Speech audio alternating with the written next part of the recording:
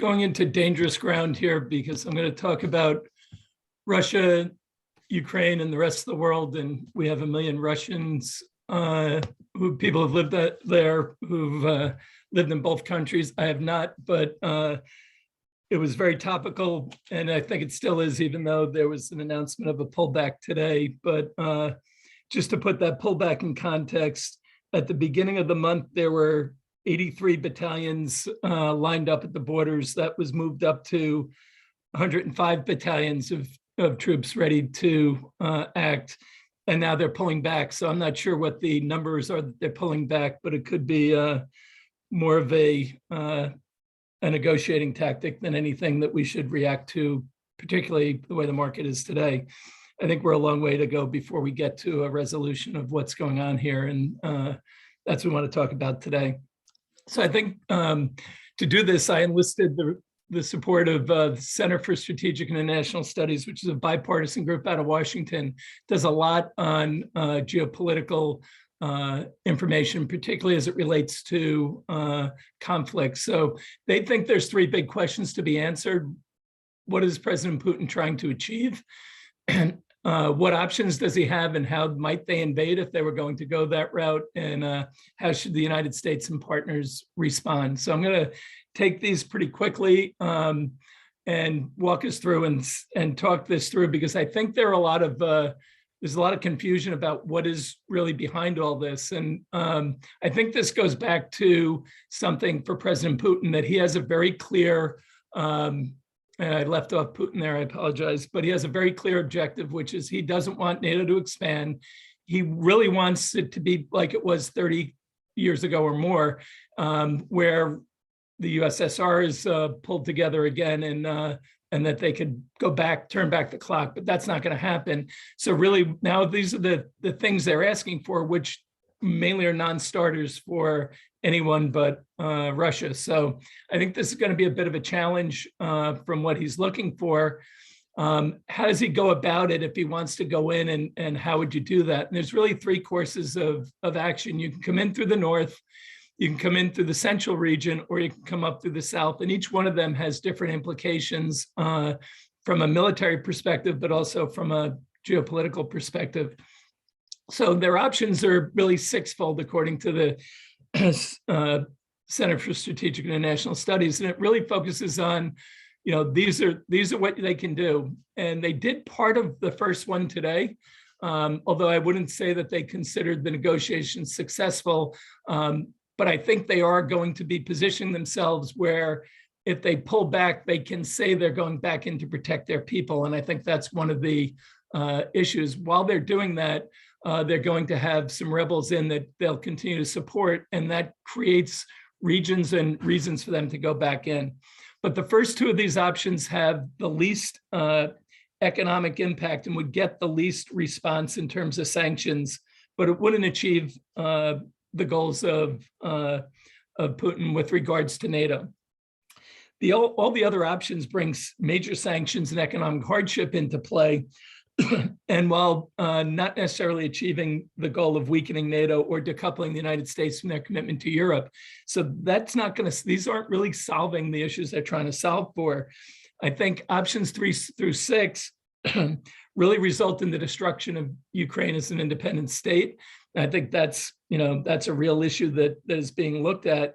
Option 3 here would give Russia a significant benefit of control of the country, but not the same economic devastation to the Ukrainian people and to their economy. So I think that's an issue. I think the big issue with 4 is cutting them off from the Black Sea is not a helpful setup for anyone economically. And I think that's a problem. And what you're seeing here is the response that the Western world had to Crimea being annexed is actually coming back to be in play here.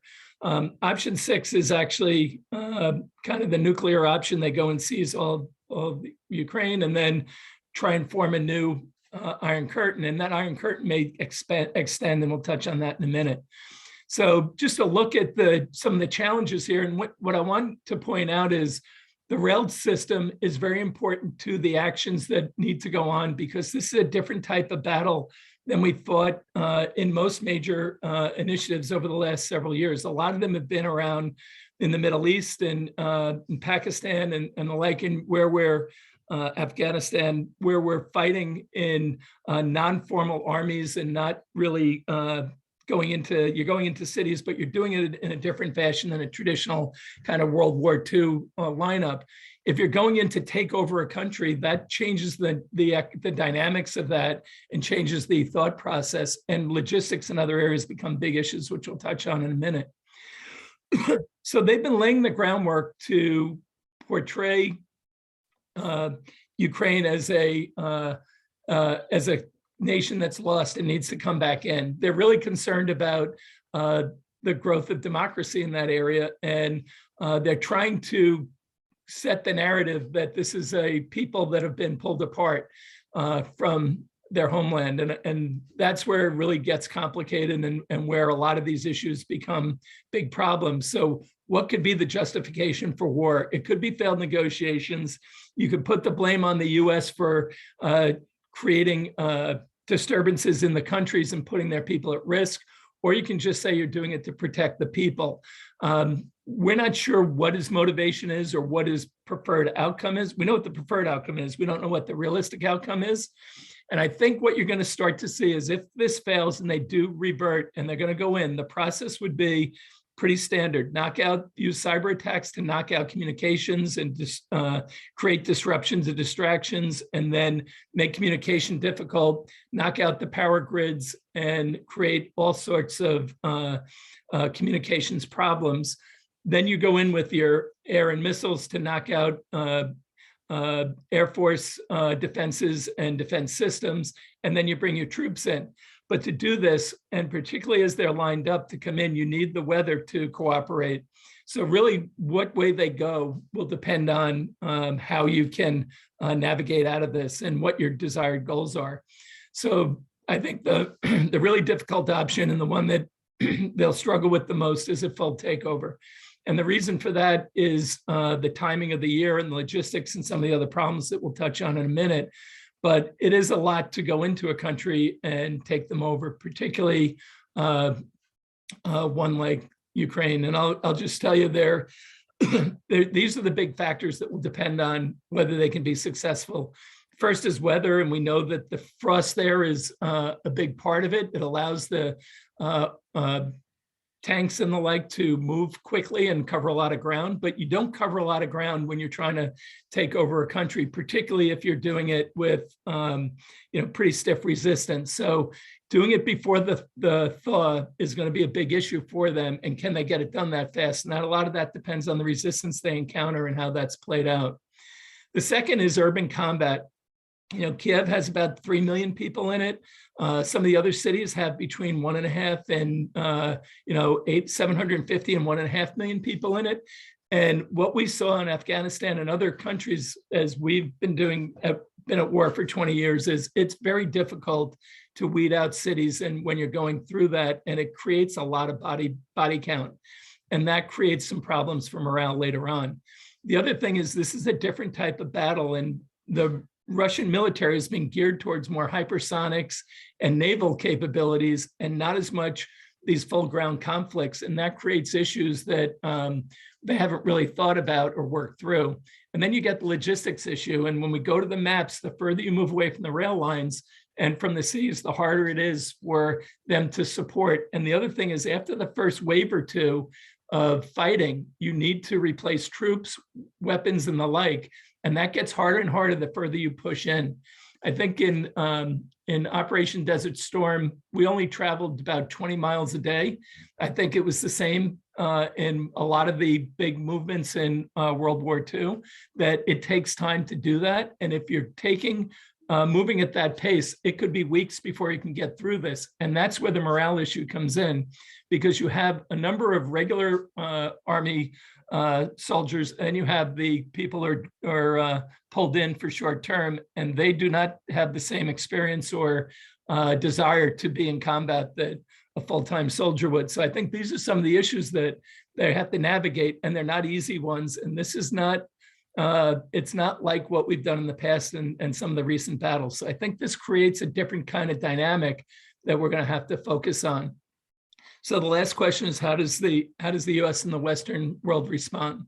And I think the issue is really depends on what path he's going to take. But the key for the to protect Ukraine is to actually make this last. The longer it goes, the more costly it is, the harder it is for President Putin to declare a win, the harder it is to keep morale up, reinforce the troops, and deal with the weather conditions. So I think all those factors play in. Time is a very important element, but it requires unity. And we've had some fracturing of the NATO membership because they're all looking at different problems. If you're the new Chancellor of Germany, you have a whole separate set of issues, particularly with your reliance on Russian energy. So we have to see how this plays out, the changes that are going on. We're trying to focus on deterrence by punishment. It hasn't worked just yet, but we have to make the cost too high for Russia to believe they can proceed without significant damage. And the damage for most autocratic leaders is the worst damage is not being an autocratic leader. So what do they have to do to accomplish what they want to accomplish and stay in power is part of the calculus that's being used. So if deterrence efforts fail and there is an aggressive action, then the sanctions will come in, they'll be quick and they'll be harsh. We can provide support to the Ukraine army for war materials at no cost. We'll give strategic advice, intelligence, humanitarian support, and energy. We also have to provide food for them too. So the last thing they can do is continue to pressure Belarus to deny access from coming into the north, and that will help protect them, but it's a real challenge. So the way we look at it, we're going to have heightened volatility and uncertainty in the markets from not only this force, but also from central bank policy, Omicron variant, and the like. So there's a lot of uncertainty already. This creates a different level of uncertainty. Typically, military actions create a negative downdraft quickly and then start to rebound back. But I think what's going to happen is Russia will continue to do the jabbing and the saber rattling and instigation. But since his demands are non-starters, he really needs to find a way to save face. And that could be an annexation of part of the land, saying they're doing it to protect the people, but we don't know what it is because you don't know what the motivations are. I think we have really a lot of global risk from miscalculations, whether it's from central banks getting the monetary policy wrong, whether it's political leaders getting the pulse of the population wrong, and it's from a geopolitical perspective with things like this and Taiwan and other areas that we're dealing with around the world. So we have some real issues, but one of the things that it seems like we're moving towards, and for those who read the book Clash of Civilizations by Robert Hutterton, you're starting to see this division of the Western world and the rest of the world, and how does that play out, is going to be one of those really interesting dynamics. And as I was doing research on this, I came across this quote from Churchill's Iron Curtain speech in 1945. And this is the world we're in today, where we're pitting democratic states against authoritarian ones. And how is that all going to play out? And could we end up with an Iron Curtain that includes, Russia, China, North Korea, Iran, Syria, and other Middle Eastern countries, as well as moving into some of the South American countries against the what is now the Europe and US and Canada and Australia, Japan allies. So a real division being created in the world today, and that's going to create some challenges. But for us, we think de-escalation will give us a better opportunity, but the volatility that's going to be present today, we think is going to create some very attractive prices for those who are ready to act on it. So I'll stop there, Mark, and let the people who are really knowledgeable about the area speak, starting with Adam, I hope. He's off mute. But now Adam will always have a comment, but just pre-Adam, any questions or comments on what Stephen just laid out? Stephen, is there a chance that authoritarian governments or authoritarian leaders really could form some sort of effective bloc where they would be able to cooperate with each other? It's a great question. I don't know if anyone saw, but on February 4th, there was a joint statement from the Russian Federation, the People's Republic of China, on international relations entering a new era in the global sustainable development. It's about a 5,300 word piece of President Putin and President Xi giving their view of the way the world should be set up going forward. And I think it's quite telling. They think the world is going through a lot of change, and they think the post-World War II order needs to be adjusted. So is there a chance? Yeah, but then what? One of the things about authoritarian leaders is they don't want to deal with other people's telling them what to do. So how do President Xi and Putin, when they get past that stage, get past the honeymoon, operate? So hard to say, but it's not out of the realm of possibility. Other questions? Yep. Steve, a couple of slides down, maybe 4 in, you had talked about one more maybe. Right there, the top one. Go back. Top one, portraying Ukraine as a proto-fascist, neo-Nazi state. I'm not exactly sure what that means, but who are they trying to convince? I mean, you know, their own people. Us? Their own people. Their own people. There's a major battle for the mind of the Russian people when they're going through what we would consider a really difficult economic period for an extended period. And this is part of the calculus that Putin has to take, is how does he balance being a strong authoritarian and a leading nation while you have people that are really experiencing economic hardship. You have to create a share of mind. I think they're doing that not just for the people, the Russian people, but for the people in those countries like Ukraine that are not seeing the benefits of a democratic system, that feel they're being left behind. And part of what Putin and Xi are doing is they're talking about the problems of capitalism to reinforce their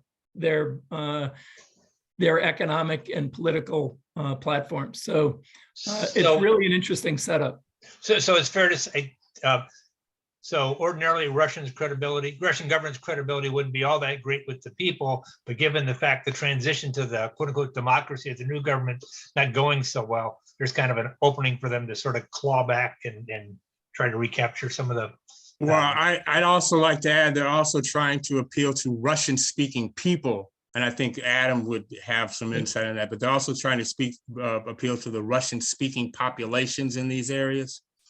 Like Absolutely. They did in Crimea. Absolutely. They're trying to get the people that feel disenfranchised in the current system to want to go back to the old system, not knowing what the old system is if they haven't been back there. So the grass is always greener. Sure it is. Yes, Stephen, I think your first slide is like really important, because you're also absolutely right that depending upon what his goals are is what will dictate the actions. And if your first 3 bullet points on the first one there, if those are his true priorities, then I would say that this is a lot of positioning in order to get those priorities accomplished. If it's the fourth one, then it's an entirely different course of action. My number 2 here at the family office is a Bulgarian immigrant, and he was telling me that this stuff actually happens like all the time in Russia. They always put troops on some border somewhere. A lot of it is to bolster his image, for the Russian people, to your point there. But a lot of times, that's really it. It's more fortification there. However, if you look at what he's been saying, a lot of the arguments are exactly the same as what Hitler said about prior to the invasion of Austria. There was a strong, large German contingent in Austria. The whole idea there was unification of the German people into a broader German state. And so, I think it depends a lot on, again, sort of what his mindset is and what the, what the ultimate goals are. The other comment I'll make is that at this particular moment in time, if you look around the world, it's sad, but where are the strong hands? The strong hands are in Russia and China. The Western world, the leaders there are just not strong. Even Israel, is just not strong right now in the Middle East, because of the political positions and the actions that they're taking or not taking with regard to, aggressions of the strong hands. So, Bill, apologies. I just and we have one more comment. Adam's been chomping at the bit. Sure. Yeah, and to go ahead, and then we want Priya Downs is from London. I want her to introduce herself, shed light on what she's doing in sustainable fashion, and then we'll turn to Gary Bowles. Yeah. Adam, it's all yours. It's me? Okay. Sorry, everyone. I'm going to let you down here with a rather boring question, but important question. Stephen, is the market pricing in a Russian invasion? It's hard to say, actually, and that's one of the interesting things is there's so many different forces at work in the global economy today that people are worried about that you don't know how much is priced in for this, rate hikes. One of the fallouts from any military action here is going to be more migration problems and migrants people being displaced. And that's been a big issue in Europe already.